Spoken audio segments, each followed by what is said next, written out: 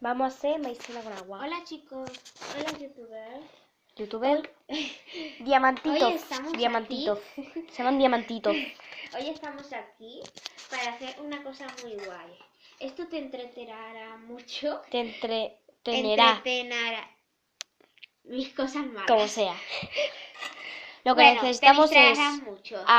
necesitamos harina, un vasito de agua, y una cuchara y un bol. y un bol o plato Lo saladero. primero que necesitamos es echarle harina de lo grande mucho que queramos que sea.